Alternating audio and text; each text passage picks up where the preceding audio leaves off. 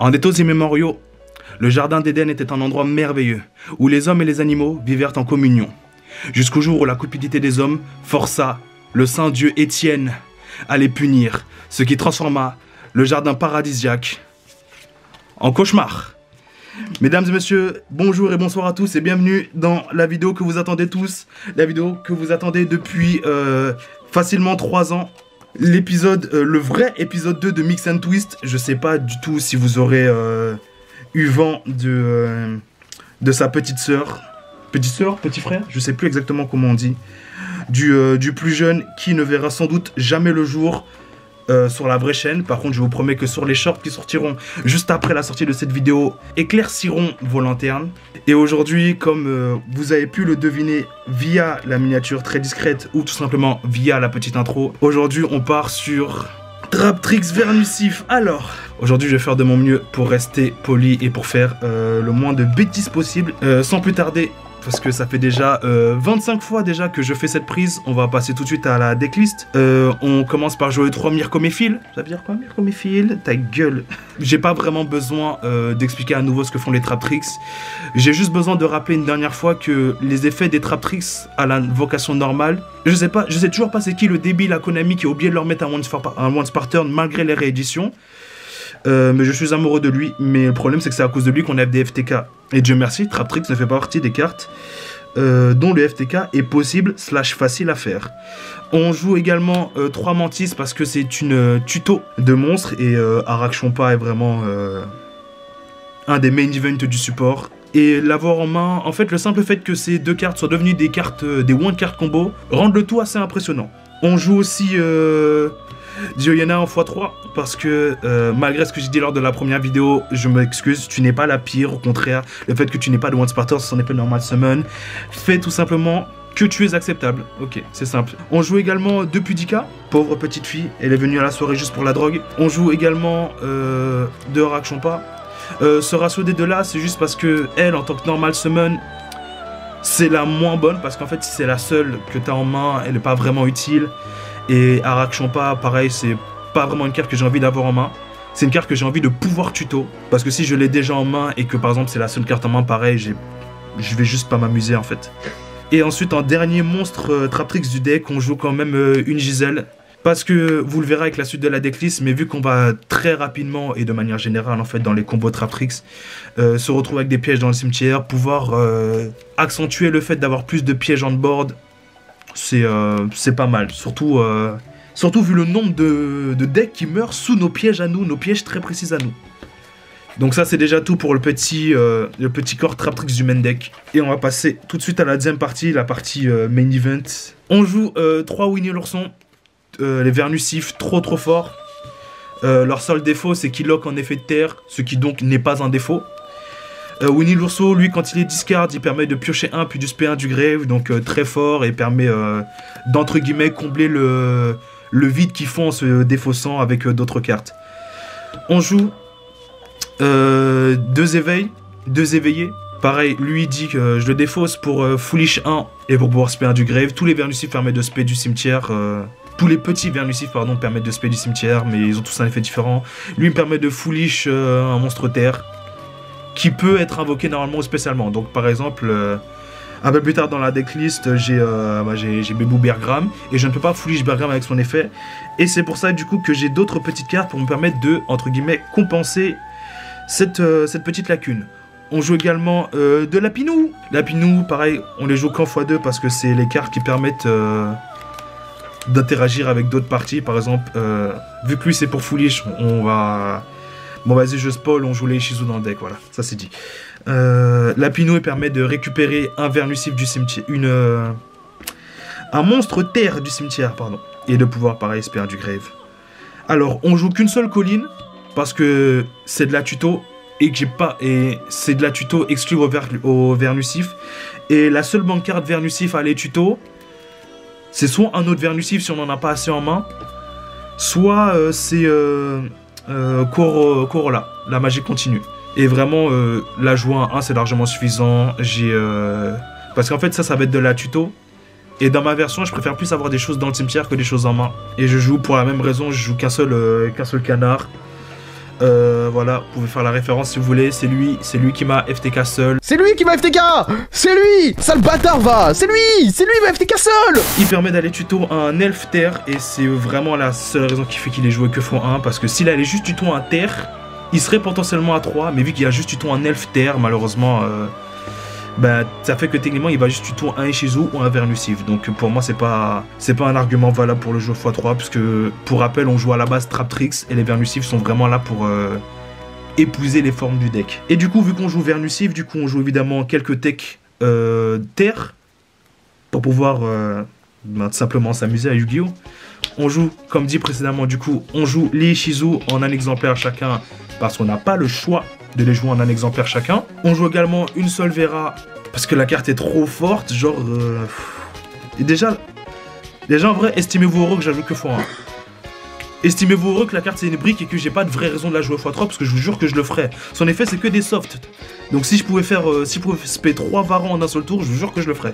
On joue également un Goliath à morphage parce que pareil c'est un terre. Mon extra deck, j'en ai pas vraiment besoin, du moins une fois que je suis passé par Serra et par Mera Fléza, j'ai pas vraiment besoin de mon extra deck. Il y a des decks qui meurent sous Goliath, hein, donc c'est pas mal. Birgram parce que c'est je joue Traptrix, donc c'est des plantes insectes et c'est une excellente tech dans ce genre de deck. Pour ensuite toujours dans la lignée de Goliath, on joue également une statue barrière terre. Pour les mêmes raisons, il y a des decks qui ne peuvent pas passer ça. Surtout en plus avec certaines pièges précises qu'on a dans le deck, il y a juste des decks, je vais dire normes. 7-1 à toi. Et je vais quand même gagner. Et ça va vous faire tout drôle. Et la dernière tech, c'est mon copium personnel. Je joue dessinateur d'étoiles. Parce que je fais des Xyz dans mon deck. Et que du coup, ça fait qu'à l'invocation du Xyz, je vais pouvoir draw. Lorsque la carte est gérée correctement. Et encore une fois, les gens, les débiles qui ont oublié de mettre de Once Partant sur la carte, je les aime. Mais en gros, quand c'est géré correctement, ça me permet globalement de faire plusieurs fois son effet. Mais encore une fois, ça demande des mains très précises pour le faire en boucle. Mais quand même, petite pensée à Furbots, qui lui a au moins le mérite de s'activer dans le grave et pas d'être obligatoirement en matériel Xyz. Pour enchaîner sur les magies, on joue 3 mélodies trap trayantes. Une excellente... Potentiellement l'une des meilleures cartes que le deck pouvait se voir, justement. Une pioche d'archétype. Si seulement la carte était tutorisable. Je sais, je me dis la même chose. Pignouf n'a pas le bon effet. Est-ce que c'est bon? Pignouf n'a pas le bon effet. Elle aurait dû pouvoir tuto une carte trap. Une carte Traptrix peut-être. Elle aurait au moins pu tuto Mélodie. Bah vu qu'on joue Traptrix, on joue également un gardien. Un jardin. Du coup, le trip sous acide, tout simplement. Qui permet de faire une deuxième normal summon. Qui est un vrai... pareil, dans la lignée des supports, c'est une bonne carte. Mais en un exemplaire, c'est largement suffisant parce que je vais pas m'embarrasser avec 3 exemplaires d'une carte que je vais jamais utiliser en plus. Du coup, on joue un seul Corolla pour éviter au maximum de me retrouver avec 3 copies de la même carte en main. Parce que Corolla, c'est bien quand je résous son effet une fois par tour. En défaussant qu'un seul Vernusif, mais j'ai pas vraiment envie de m'embarrasser avec plusieurs copies de la même carte. Et quand elle est dans le cimetière, moi je peux juste la remettre dans le deck avec les Ishizu, avec les chauffeurs des Ishizu. Et du coup, pour rester sur la lignée des Ishizu, on joue également un Foolish pour pouvoir un peu mieux contrôler ce qui va partir dans le cimetière. Par exemple, il faut pouvoir Foolish un Birgram ou un Ishizu pour avoir un peu plus de meule. On a fini avec les magies, il y a très peu de cartes magie. Et on va pouvoir passer du coup au piège, parce qu'on joue Traptrix, donc il faut également un corps piège. On joue 3 Paluchella, parce que quand tu l'as en main, c'est une bonne carte. Quand tu la poses avec Serra, c'est une bonne carte. Et quand elle est envoyée au cimetière, c'est une bonne carte. Quoi qu'il arrive, c'est quasiment une spé gratuite tout le temps en fait. Obligatoire, juste obligatoire en 3, encore plus dans cette version avec les Ishizu. Je vais avoir besoin de faire une petite pause, parce que la carte qui vient va me valoir des problèmes avec Trevor du passé. Mais on joue que 2 trappes du Fossoyeur. Vous pouvez pas comprendre la difficulté que c'est pour moi de pas juste jouer 3 trappes du Fossoyeur de manière normale et legit. Mais vraiment, je me dois d'essayer de nouvelles choses dans la vie, je me dois d'essayer... Non, j'ai pas le droit de dire ça, parce que c'est les gens qui ont changé de bord qui disent ça, et moi j'ai pas vraiment changé de bord en fait. Je joue juste trappe du Fossoyeur à 2 pour... le mois d'il y a 2 mois me déteste déjà. Je joue également du coup une seule cauchemar. Oh la vache, putain, jouer la carte en x3, ça fait tellement mal de la mettre qu'un seul exemplaire, mais je suis obligé de faire des sacrifices pour pas jouer à 60. Joue à 60. Non, Waka sort de ma tête, joue à 60. Joue à 60, ne retire aucune brique, rajoute des engines et des starters et joue à 60. Tu sais que c'est plus drôle, au diable la consistance et joue à 60. Le prochain album de la déquisition. Alors, on joue du coup pareil, on joue qu'une seule trap van. On joue également un trap sans fond, un trap réseau et je vais poser la dernière piège face cachée parce que alors cette carte va me valoir une avalanche de haine, de copium et sûrement de ratio de mes confrères et ainsi que des abonnés présents sur cette chaîne YouTube. Mais le fait est que une fois que la statue barrière terre ou que Goliath est on board, techniquement la seule façon pour l'adversaire de les gérer, c'est, dites-le avec moi, c'est Lightning Storm. Oui, je sais, mais au combat, voilà. Donc, pour pallier, pour éviter un maximum que ce genre de choses arrive, parce que autant Goliath c'est un peu plus difficile de venir le chercher au combat avec ses 2750 d'attaque, autant la statue barrière c'est mission facile. J'étais à 2 doigts de jouer trappe normale dans mon deck, d'accord? J'étais à 2 doigts. Mais à la place, je joue trappe d'épine qui ne s'active exclusivement que lorsqu'un monstre adverse déclare une attaque. Ce qui est exactement ce dont j'ai besoin. Je pensais qu'il allait faire rejouer. Oh, j'étais à 2 doigts. J'ai changé la carte juste avant de rentrer dans la chambre. À 2 doigts. J'ai un joint juste là. J'ai un joint juste là. Du coup, c'est déjà tout pour le main deck. Si j'ai la puissance nécessaire, je ferai peut-être des tests demain comme parce que je suis toujours aussi généreux. Mais je ferai pas de combo tutoriel parce que il y en a pas. C'est juste, t'as les Traptrix et des vernicifs en main, ok, t'as Serra, une tout double Rafflesia avec 2/3 posés. Pour l'extra deck, alors la première carte de l'extra deck, c'est une carte que j'étais obligé de le mettre en sachant que je peux enfin jouer des niveaux 3 dans un deck sans que le deck soit un full copium. Je vous ai pas demandé de commentaires à ce sujet là. Je joue enfin Méliade des arbres et j'adore cette carte et je suis enfin heureux de pouvoir jouer cette carte premier degré dans un deck. Mais encore une fois, le vrai problème de la carte, c'est que c'était censé être une target à Fleurbot. C'est qu'à la base, la carte, je l'ai vraiment mise dans le deck pour pouvoir envoyer plus facilement Fleurbot au cimetière et pour pouvoir draw 1 puis remettre 1 en dessous. Mais encore une fois, le seul problème de Floorbot, c'est le fait que la carte que je pioche, je n'ai pas le loisir de la maintenir en main. Du coup, on joue 2 Rafflesia. J'hésite toujours à la passer à 3 parce que c'est Rafflesia. Mais vu que j'ai vraiment baissé au maximum le corps de piège normal dans le deck, 2 Rafflesia, je trouve que c'est honnête. On joue une Pignoufella, pareil, qui vraiment juste devrait pouvoir aller tuto Mélodie. Et c'est dommage qu'en fait d'avoir fait un monstre de l'extra deck qui va tuto un monstre. C'est embêtant, je trouve vraiment que le design de la carte est raté, mais c'est pas grave. Au moins elle a le mérite de pas être affectée par les monstres qui sont en elle. Donc ça va. Ça je trouve que c'est déjà légal. Et pareil du coup, pour la même raison, on joue qu'une seule Anomerus. Parce qu'il n'y a jamais eu besoin de plus dans Traptrix. Et que déjà, même pour beaucoup, en jouer une, c'est déjà trop. Eh ben écoutez, je ne suis pas d'accord avec vous. Parce que, voilà, la carte est ok. Genre, c'est une X6 qui se fait facilement. Et qui permet de respect 1 du cimetière. Voire de respect 1 du cimetière adverse. Si j'ai envie de faire mon petit combo avec Atipus, je vais détruire ton Borel Sword. Et si ça ne te dérange pas, je vais vouloir respect Borel Sword sur mon côté du terrain. Bonjour Kusari. Au revoir Gusari, tu es banni si tu mets un commentaire, prends des notes. Revenons au X6 du main deck. On joue également Bagushka parce que c'est un terre, même si le fait qu'il soit terre ne change rien au fait qu'on joue Bagushka. C'est juste parce que c'est une excellente X6-4 à mettre dans tous les decks, tous. On joue un Redoer parce que les possibilités de faire une X6 avec une piège, c'est facile dans le deck. Et que du coup, t'as jamais besoin de faire son effet pendant ton tour. Parce que t'es lock en terre pendant ton tour. Mais la bounce, tu vas généralement commencer à la faire durant le tour adverse. Et dans une logique un peu similaire, on joue Daigutsu Herald. Simplement pour le grand game, pour pouvoir recycler les Vernusifs, pour pouvoir les réactiver prochainement.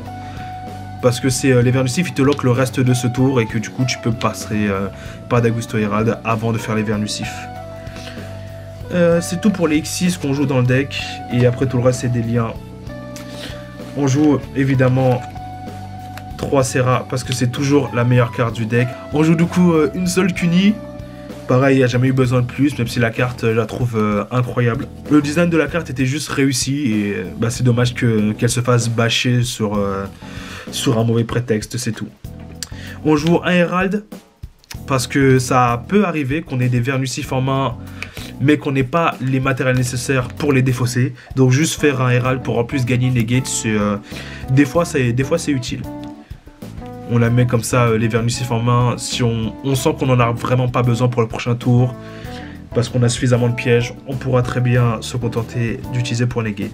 On joue une Atipus, j'en joue qu'une seule, et j'en joue vraiment dans le but de terminer mon adversaire. Je sors pas la carte si j'ai pas prévu de finir mon adversaire ce tour. Et si j'ai raté, ben c'est ma faute, j'avais qu'à être meilleur. Et dans la même logique, on joue... voilà, alors en fait, son effet c'est un effet obligatoire, mais vu que je peux pas activer son effet, les judges paniquent. Mais je le fais et je le joue, et force est de constater que des fois, pour raser un board, c'est carré. Non, Ukyo reste assis. Non, Ukyo reste assis. Ah bon, non, Ukyo reste assis. Pour raser un board, c'est toujours utile d'avoir un Dragon Bomber topologique. C'est juste ça, la carte peut être utile. Je peux l'aspect pendant mon tour sans avoir peur de voir mes monstres être détruits. Et quand ce sera ton tour, il y aura Rafflesia on board. Donc pareil, Rafflesia, bon, Rafflesia j'aime bien, il va mourir quand même, mais... Oh, j'ai oublié de parler du main event. L'effet de Rafflesia, c'est un soft. N'ayez pas peur de faire 2 Rafflesia le même tour, s'il vous plaît. Et à part ça, bah écoutez, c'est déjà la fin de cette deck profile. Comme prévu, je vais quand même faire un léger test de main parce que j'ai un peu l'impression que c'est moi qui ai instauré ça. C'est sûr que c'est pas moi. Genre, des fois, il me dit pourquoi t'expliques pas comment le deck il marche? Vous avez cru qu'il marchait mon deck?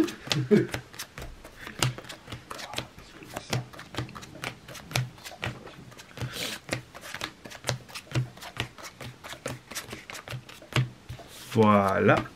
Ceci étant fait, je vais pouvoir demander à la légendaire main innocente, main neutre, main qui ne sait pas pignouf aujourd'hui, s'il vous plaît.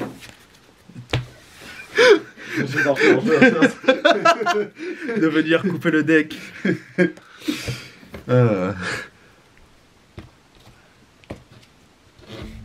Et c'est l'heure de la magie de Mix and Twist.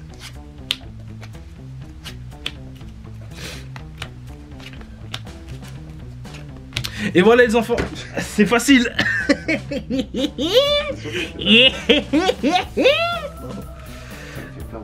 Ah, comment ça des fois? Sois honnête, dis la vérité, tout le temps. Attends, qu'est-ce que je peux faire pour faire peur tout le temps? Explique-moi, j'ai besoin de ton commentaire. Explique-moi ton art. Comment fais-tu pour être constamment une menace pour la société? Même quand tu es en liberté, tu fais peur. Bon, on va quand même faire semblant de faire un deck profile.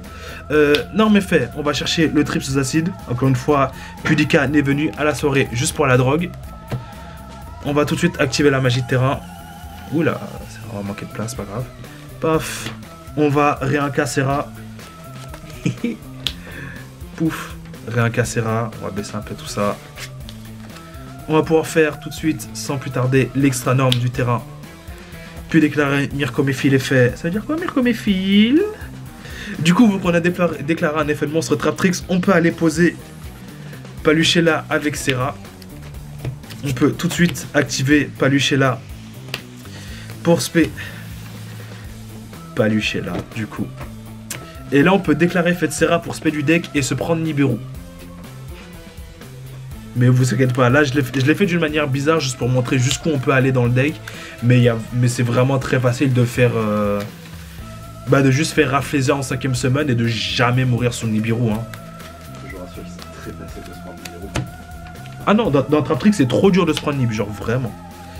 Du coup, on va faire Diony effet pour pouvoir reposer Fossoyeur. Toujours faire attention. La carte que vous avez posée avec Diony, si vous ne l'avez pas activée avant la fin de votre prochaine end phase, bah la carte elle est bannie. Il faut faire attention parce qu'il y a beaucoup de gens qui oublient ce détail. Et après l'adversaire a fait pour le dessin il a oublié. On fait la première Rafflesia. Et il nous reste 3 cartes en main en fait, donc on va commencer à déclarer Vernusif. On va faire le meilleur, on va faire Vernusif qui fait droit, c'est pas vrai. Malheureusement, je vais être obligé de faire Vernusif qui va tuto pour être sûr d'avoir de quoi défausser pour le prochain tour. Et on va tuto... Non, j'aimerais tuto un Shizu, mais je peux pas. Pas avec lui. On va tuto Corolla pour pouvoir continuer à activer le dernier Vernusif en main. Et on va respect pudique. Paf. Paf le chien. On fait tout de suite la deuxième Serra, puisque à ce niveau-là, on n'est plus à ça près. Et là, du coup, vu avec ce qu'on a déjà, on a une Fossoyeur posée, plus de Serra, plus de Rafflesia. On meurt sous comment ça s'appelle, orbe, sous sphère de rat. Ça n'a jamais été un problème pour moi, j'ai toujours accepté ce genre de carte de side. On va faire Corolla, on va défausser pour piocher un et... What do you mean? What are you rolling in the end? On va respect tout simplement lui. Et là, fun fact, vu qu'on a Corolla on board qui dit que tous les monstres sur mon terrain sont aussi des Vernusifs et qu'on a le Lapinou, bah en fait, il y a un truc avec Rafflesia qui dit que elle protège tous les autres Traptrix. Donc les deux Rafflesia ne se protègent pas entre elles. Mais ce petit lapin protège les deux Rafflesia du ciblage du coup. Truc à pas oublier. Et c'est quand même très marrant à préciser. Mais voilà. C'est juste la facilité du deck à faire double Rafflesia. J'ai toujours... Et c'est juste suffisant. Des fois c'est suffisant pour gagner double Rafflesia. Et j'ai toujours préféré Rafflesia à juste poser 5. Ouf. Et voilà. Bah écoutez... j'ai dit tout ce que j'avais à dire. J'ai débité comme j'ai... Au maximum comme j'ai pu. J'ai fait de mon mieux pour me retenir parce que la première vidéo que vous ne verrez jamais, à part dans les shorts qui sortiront juste après cette vidéo, du coup, les shorts c'est vraiment les vidéos bonus juste pour vous. Hein. Il y a plein de vidéos dont vous ne soupçonnez même pas l'existence. Déjà, dites-vous, juste avant la banlise, j'ai fait un deck profil agent. Toutes. Celle où ils ont banné Kifibrax. La meilleure. Il y avait Alki et Chaos. Et Chaos Ruler, j'allais dire Chaos Dragon. Non, c'est Chaos Ruler. Il y avait Chaos Ruler dans la même banlist et c'était incroyable. Bah écoutez, c'est déjà la fin pour moi. Si la vidéo vous a plu, vous savez quoi faire. Le petit pouce bleu pour nous soutenir, le petit commentaire. Vous savez déjà qu'on les lit tous et qu'on y répond tous constamment. Même avec nos chaînes, même avec nos comptes principaux. / secondaires pour certains. N'hésitez pas à partager les vidéos pour nous faire connaître un maximum. Sachez que grâce à vous, on a bientôt les 1000 abonnés. Allez, on y croit. Et on prépare un truc très... C'est pas vrai, on prépare rien. On fait pas de promesses en l'air ici. On pourrait, mais on le fera pas. Déjà, juste pour être régulier sur des vidéos, on sait pas faire. On a à nous partager pour faire connaître un maximum. On est bientôt aux 1000 abonnés. Merci encore de nous suivre malgré toutes les bêtises qu'on fait sur cette chaîne. N'hésitez pas à vous abonner, à clocher la cloche des notifications pour être averti de toutes les sorties de vidéos qu'on fait. À monter dans le hype train parce qu'il y a beaucoup de vidéos, de bonnes vidéos qui arrivent en ce moment. Et surtout, le plus important, prenez des douches, lisez vos cartes, restez créatifs et n'oubliez jamais que personne ne s'attend à la déquisition.